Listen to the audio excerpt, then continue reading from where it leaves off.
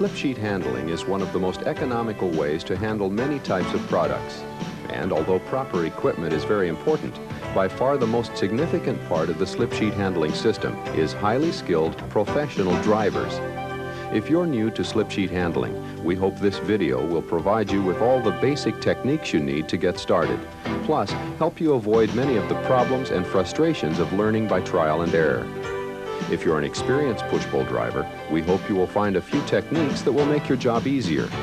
If you have additional questions, please refer to your push-pull operator guide shipped with your attachment.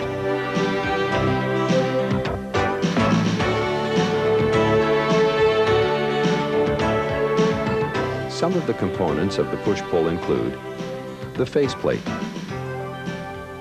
the platens, the gripper bar, the slip sheet, and the unitized load. Before we begin talking about the specific handling techniques, it is extremely important for you to know the basic safety rules.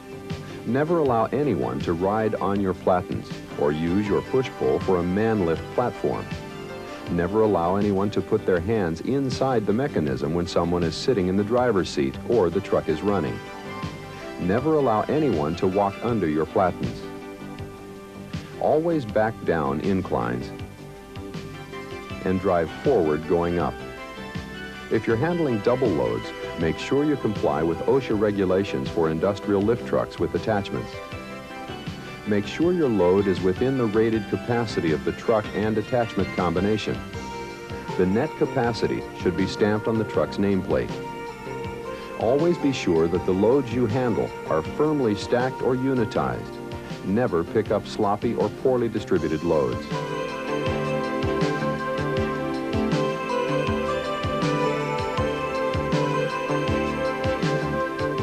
To ensure safe operation and prevent product damage, give your push-pull a quick walk-around at the beginning of your shift. Check the platen tips for nicks or other damage. You can flatten small nicks with a hammer and smooth the edges with a file or a grinder. If you don't fix the nicks and gouges, they will tear the slip sheets and make handling very difficult.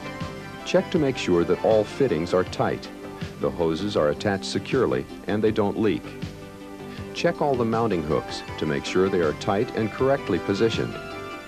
If loads seem to be sticking when you pull them onto your platens, you can apply paraffin or a spray-type silicone to reduce the friction between the platens and the slip sheet. Finally, give the push-pull a couple of quick cycles just to make sure that everything is working correctly before putting it to work. Push-pull controls vary from truck to truck. The sequence recommended by the Industrial Truck Association is side shift on the third handle, forward for left, back for right, and push-pull on the fourth handle. Push is forward, pull is back.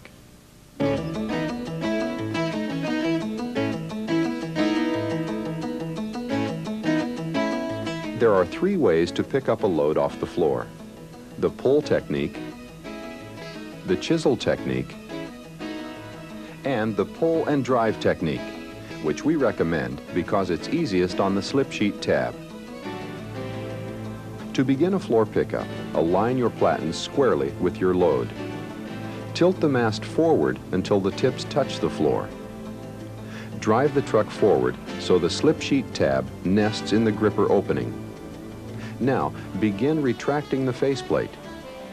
The gripper jaw will automatically clamp the slip sheet. At the same time, begin driving the truck forward at approximately the same speed as the faceplate. Tilt the mast back and raise the load 3 to 4 inches off the floor. There are situations where it is impossible to use the pull and drive forward method. In these cases, just pull the load onto the platens.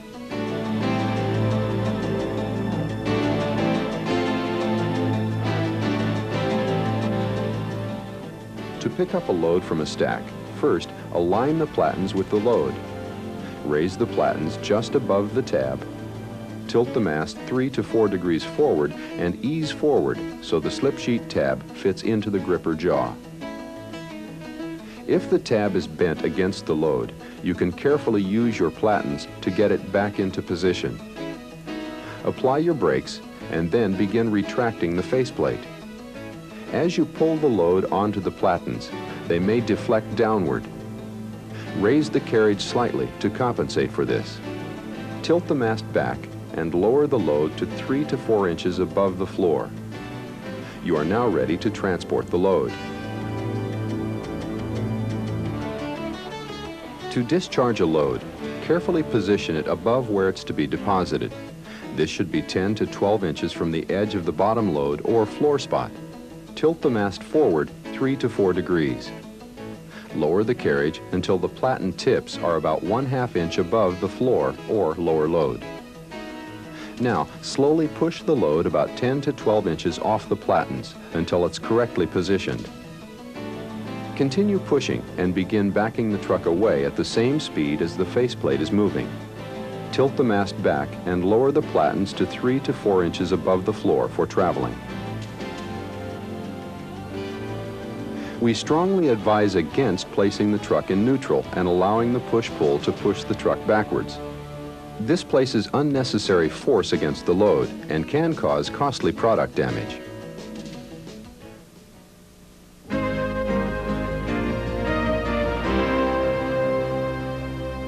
Before you begin loading a truck, make sure the car has been leveled with the dock. When you're going over a dock plate, you may need to raise the platens slightly higher than the recommended 3 to 4 inches to clear it. Once you're in the trailer or rail car, move the load to a point about 4 inches from the sidewall and about 10 to 12 inches behind the final load location. Side shift the load next to the sidewall. Tilt the mast forward until the platen tips are about 1/2 inch off the floor.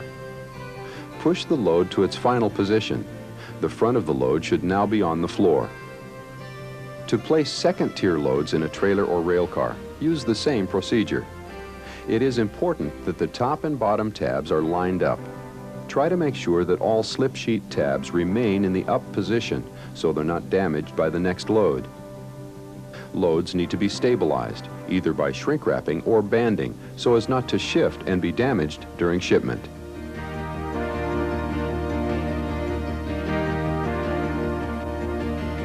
When unloading a truck trailer or rail car, make sure the trailer is secured in the loading dock before proceeding.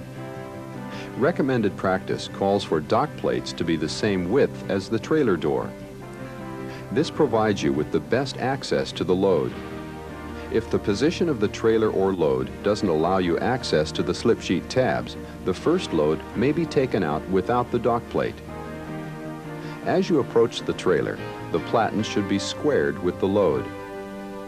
Grip the tab and pull the load onto the platens. Side shift the load away from the sidewall and back away.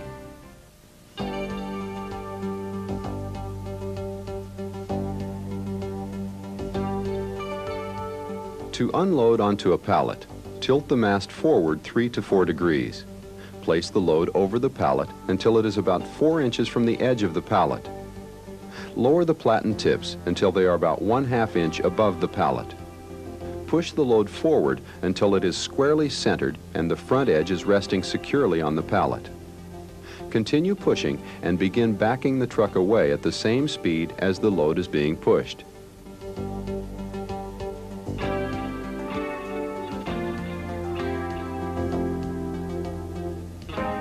To pick up a load with a torn or damaged tab, first try to grip the sheet beyond the damaged area.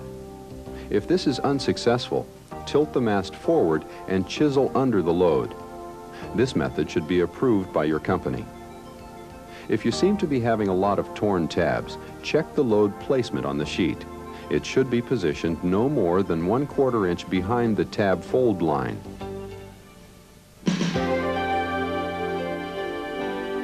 Slip sheet handling is one of the most cost-effective and efficient methods of materials handling in use today. But the key to making it work is you.